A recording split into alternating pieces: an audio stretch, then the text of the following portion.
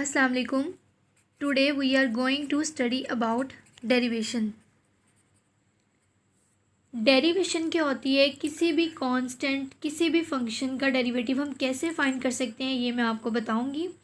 Derivation जो है वो चैप्टर 2 एक्सरसाइज 2.1 से स्टार्ट होती है.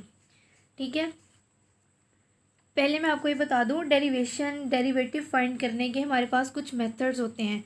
मैं आपको बाय डेफिनेशन मेथड बताऊंगी कि बाय डेफिनेशन मेथड से हम डेरिवेटिव कैसे फाइंड कर सकते हैं.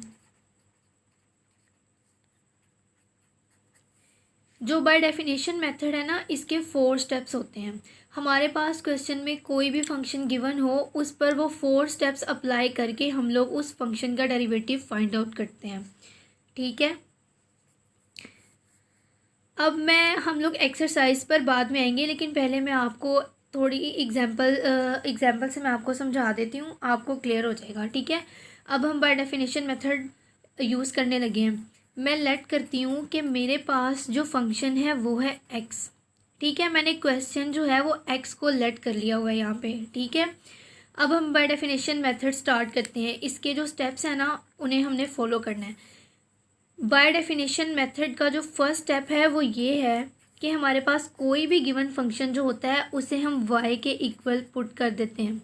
मेरे पास x एक फंक्शन था, मैंने कह दिया y इज़ इक्वल है x के.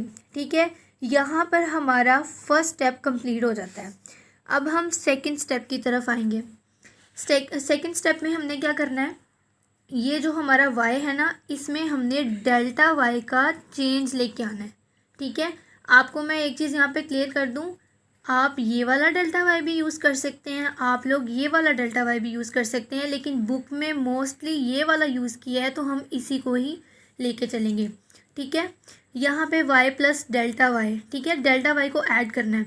जैसे हमने y के साथ डेल्टा वाई को ऐड किया, सेम एज इट इज़ हमने यहाँ पे x के साथ भी डेल्टा x को ऐड करना है. ठीक है, फिर यहाँ पे सेकंड स्टेप में हम थोड़ी सी सिंप्लीफिकेशन करेंगे, डेल्टा वाई यहीं पे रहने देंगे और ये जो y है सिंपल, इसको हम इक्वल की दूसरी तरफ ले जाएंगे. x प्लस डेल्टा x, यहाँ पे पॉजिटिव y था, जब वो इक्वल की दूसरी साइड पे आया तो वो नेगेटिव y हो गया. ठीक है, इसके बाद माइनस y, इसको थोड़ा और सिंप्लीफाई करते हैं. Delta y is equal x plus delta x minus, आप देखें y को हमने किसके इक्वल पुट किया था, अपने फंक्शन के इक्वल. हमारा फंक्शन क्या था x, y को हमने x के इक्वल पुट किया था. y की वैल्यू है x, तो y की जगह हम x को पुट कर देंगे. ठीक है, यहाँ पर हमारा सेकंड स्टेप भी कंप्लीट हो गया. अब हम डेफिनेशन मेथड के थर्ड स्टेप पे आते हैं. थर्ड स्टेप जो है, जो डेफिनेशन मेथड का थर्ड स्टेप है ना, उसमें हम क्या करते हैं, डेल्टा x को बोथ साइड पे डिवाइड कर देते हैं. ऐसे करेंगे हम लोग, divide delta x by both sides. ठीक है, delta y by delta x is equals to x plus delta x minus x over delta x. ठीक है, सेकंड स्टेप का जो हमारा ये आंसर आएगा ना, ये वाला. ठीक है, थर्ड स्टेप में जाके उस आंसर के नीचे दोनों साइड पर हमने डेल्टा x को डिवाइड कर देना है.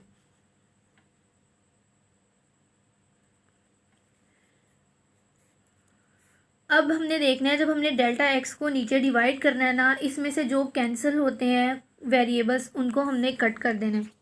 Delta y by delta x ऐसे ही आ जाएगा. यहाँ पे आप देखें, ये माइनस एक्स था, ये प्लस एक्स था, ये कैंसिल आउट हो गए. हमारे पास रह गया delta x bye delta x, ये दोनों कटिंग आउट हो गए, ये इक्वल आ गया 1 के. Delta y by delta x is equal आएगा 1 के. ठीक है, यहाँ पर आके हमारा डेफिनेशन मेथड का थर्ड स्टेप भी कंप्लीट हो गया. थर्ड स्टेप में सिंप्लीफाई करने के बाद हमारे पास ये आया है, delta y by delta x is equals to 1. अब हम डेफिनेशन मेथड का फोर्थ स्टेप फॉलो करेंगे. फोर्थ स्टेप में हमने बोथ साइड्स पर लिमिट अप्लाई करनी होती है, और लिमिट आपने ऐसे अप्लाई करनी है, delta x approaches to 0 limit apply करनी है ऑन बोथ साइड्स. अब इन बोथ साइड्स पर हमने लिमिट अप्लाई करनी है, delta x approaches to 0, so apply limit delta x approaches to zero, delta y by delta x is equals to 1 पर limit apply नहीं कर सकते हम, क्योंकि 1 तो एक कांस्टेंट है, तो ये एज इट इज़ आ जाएगा। कांस्टेंट पर लिमिट अप्लाई नहीं हो सकती, इसलिए मैंने इसको यहाँ पे एज इट इज़ लिख दिया। अब हमारे पास जब ऐसी नोटेशन आ जाती है ना, इसी नोटेशन को हम डेरिवेटिव बोलते हैं, ठीक है। और इस नोटेशन को शॉर्ट फॉर्म में लिखने का ये होता है वे D Y by D of X, ठीक है, इज इक्वल आ गया 1 के। इस नोटेशन को ही हम डेरिवेटिव कहते हैं और इसको इस फॉर्म में लिखते हैं d Y by D of x. अब यहाँ पर ये देखें, y को हमने किसके इक्वल पुट किया था, अपने फंक्शन के इक्वल, जो x के इक्वल था ना, हमारा फंक्शन x था ना, जिसको हमने y के इक्वल पुट किया था। अब y की जगह हम उसको x से रिप्लेस कर देंगे। यहाँ से हमें पता चला कि x का जो डेरिवेटिव होता है वो 1 के इक्वल होता है बाय डेफिनेशन मेथड।